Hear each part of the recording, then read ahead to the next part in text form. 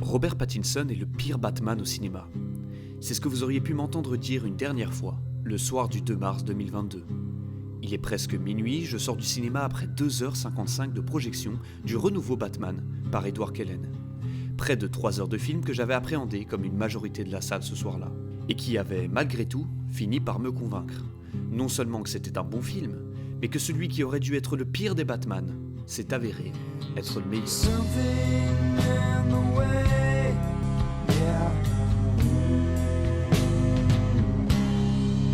Et pourtant, c'était mal parti. En 2019, les rumeurs tombent. Robert Pattinson serait pressenti pour incarner le nouveau Chevalier Noir.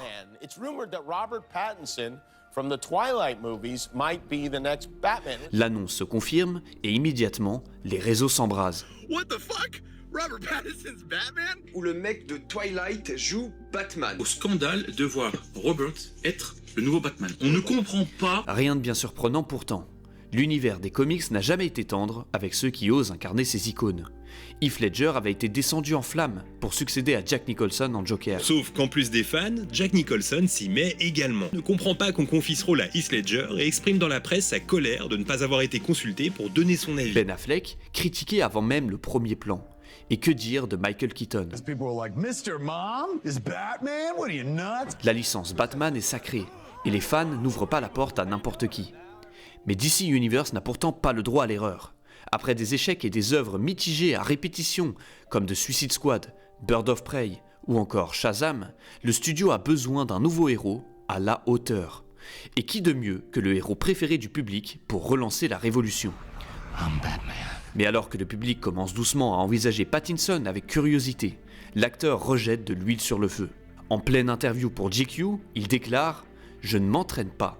Et je pense que si tu t'entraînes tout le temps, tu fais partie du problème. » L'explosion est immédiate. C'est trop pour les fans, trop pour les puristes. Comment peut-on incarner Batman sans se préparer physiquement? He's Batman! And he doesn't want to get in shape! Des pétitions circulent, on exige son retrait du rôle.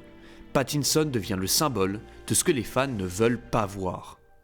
Vous me direz pourquoi une simple déclaration, une simple question de physique fait-elle autant de bruit? Pour 2 raisons principales. La première, c'est ses prédécesseurs dans la peau du justicier. En 2008, Christopher Nolan relance la légende. Christian Bale se transforme, plus de 40 kilos de muscles, un Batman brutal, animal, viscéral. Un favori des fans qui incarne parfaitement l'image du héros au physique qui inspire et vend du rêve. Son successeur, Ben Affleck, affiche à son tour une carrure de titan, une puissance écrasante. Batman depuis 15 ans, c'est du muscle, de la rage, de la sueur.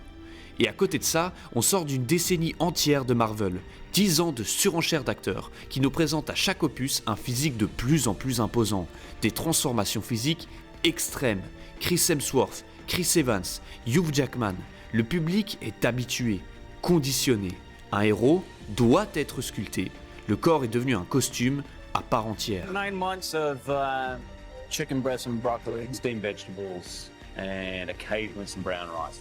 Brown rice, grilled chicken, broccoli, a gallon and a half of water a day, and working out 2 or 3 times a day, 6 days a week. Le physique a petit fini par prendre plus d'ampleur que le jeu d'acteur en lui-même. Qu'avant même de voir 1 minute de film, on s'attend à voir un flop de Pattinson, juste parce qu'il n'a pas le physique d'un Dwayne Johnson. Pourtant, Hollywood nous a prouvé à maintes reprises que les acteurs qui ont marqué les esprits dans les séries de super-héros n'étaient pas les plus musclés à l'écran.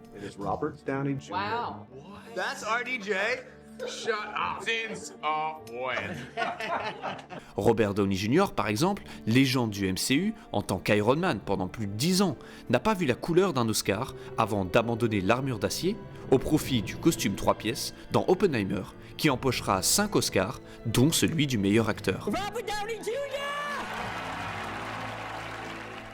Alors oui, quand on annonce Robert Pattinson, on voit encore Edward Cullen, le vampire adolescent de romance. Vampire. Et quand il affirme qu'il ne fera pas d'effort pour se transformer, le clash est inévitable. Surtout, il a refusé de rentrer dans le moule de la plupart des acteurs qui incarnent de super-héros en ayant recours à de la sauce magique. Il brise les règles, il refuse le jeu, il rejette l'uniforme invisible du super-héros.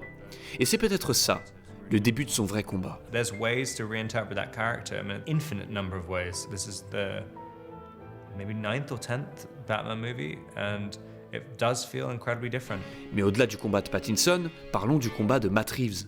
Parce que oui, avant de voir un acteur, on doit voir son réalisateur. Celui qui a l'idée d'à quoi va ressembler l'œuvre finie. Celui qui dirige son casting au service de cette vision. Quand le public, fan de la trilogie de Nolan, se plaint du choix de Pattinson, ils se plaignent surtout de la différence flagrante entre les deux protagonistes. Mais il faut bien comprendre que quand Matt Reeves accepte de prendre les rênes de la licence, il n'a pas pour objectif de faire un Batman 4, pas pour objectif de reproduire à l'identique une œuvre qui n'a pas été la sienne. Il a sa vision, sa manière de voir et de comprendre l'univers de Gotham tout entier. Et quand il choisit un acteur comme Pattinson, c'est tout sauf une erreur de casting, c'est forcément une réflexion en adéquation avec ce qu'il a prévu pour le personnage. Parce que finalement, Batman n'a pas été créé par Christian Bale ou les frères Rousseau. L'histoire du personnage remonte à près d'un siècle. Et si l'interprétation de Pattinson se rapproche de celle décrite par ses créateurs, on peut entendre ses arguments. Dans les comics originels, par exemple, Batman n'est pas un surhomme. C'est un homme blessé, solitaire, qui décide de consacrer sa vie à la vengeance après la mort de ses parents. Il n'a aucun pouvoir, il est uniquement animé par sa rage, son intelligence et son entraînement. Pattinson incarne à la perfection cette version-là. Dès les premières minutes, il n'est pas un héros charismatique. Il est obsédé, fermé, borderline. Il agit plus par douleur que par devoir. D'ailleurs, le Gotham présenté dans The Batman est plus proche de celui dessiné dans la série de jeux vidéo Arkham, une ville pleine de vie, souillée par la corruption et l'omniprésence de la violence. Alors que les précédents films nous présentaient un Batman accompli dans une ville en construction d'identité, le nouvel opus nous présente lui un Gotham bien plus développé et un Batman en construction. Dans les comics, Batman est surnommé The World's Greatest Detective. Sauf que très peu de films ont réellement exploré cette facette. La trilogie de Nolan s'intéresse plus à la construction du symbole, à l'éthique et aux dilemmes moraux. C'est pour mieux apprendre à nous relever. Snyder, lui, met l'accent sur la puissance physique et la noirceur. Avec The Batman, Matt Reeves revient à l'essence du personnage, le détective, celui qui enquête, qui suit des indices, qui doute. Le film a des accents de polar noir. Bruce Wayne y est plus inspecteur que guerrier, plus méthodique que spectaculaire. Et ça, c'est 100% fidèle aux comics. Dans beaucoup de ses ouvrages, Batman est en forme, certes, mais rarement un tank. Il a une morphologie d'athlète fonctionnel, pas de culturiste. Ses capacités reposent sur la souplesse, la vitesse, l'endurance, la maîtrise du corps, pas sur la masse. Son physique est une représentation de la lutte psychologique qu'il doit subir au quotidien.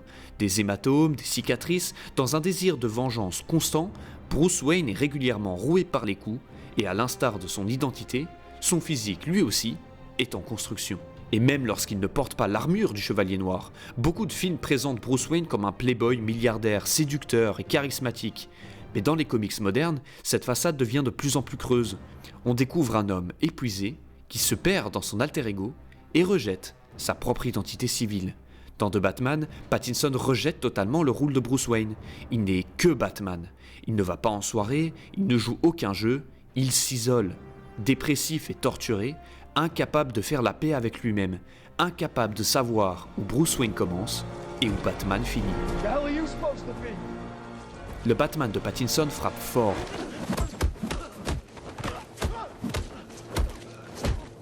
Trop fort parfois. Il est impulsif, incontrôlable. C'est un homme en colère, pas encore maître de lui-même. Il est pris dans une spirale de vengeance, plus que de justice. Ce n'est pas encore un justicier, c'est un homme qui frappe dans le noir, habillé en noir, pour essayer de retrouver la lumière. Le Batman de Robert Pattinson n'est peut-être pas celui de l'imaginaire collectif hollywoodien, mais il est celui des comics les plus sombres, les plus introspectifs, les plus humains. Il ne cherche pas à séduire, il ne veut pas être aimé, il veut juste comprendre, réparer, punir. Mais vient enfin le premier trailer. Et là, silence. Le doute se transforme en frisson. Un Batman sombre, violent, hanté. Pattinson en impose. Sa voix, son regard, son aura. Et le public commence à basculer. Même ses propos polémiques sont réexpliqués. Oui, bien sûr que je me suis entraîné, mais à ma manière. En 2 phrases, une partie du public revient. et l'autre attend encore la date tant attendue du 2 mars 2022. The Batman sort enfin, un film noir, lent, oppressant, un polar gothique, un thriller psychologique et surtout un Batman jamais vu auparavant. Et Pattinson est magistral. Les critiques tombent et elles sont excellentes. Is this not the best fucking Batman you've seen? I thought it was the best one. You are an excellent Batman. The Batman, le renouveau peut-être? On salue la mise en scène de Matt Reeves, on salue le renouveau. Lassés de plus d'une décennie de films qui semblaient avoir donné tout ce qu'ils avaient à offrir depuis des années, et même chuté en qualité depuis Endgame, le physique, lui, continuait d'exploser les plafonds.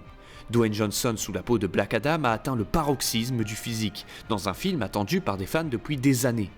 Mais une fois de plus, quelque chose manque cruellement dans la réalisation, quelque chose que The Batman ramène au centre de l'attention.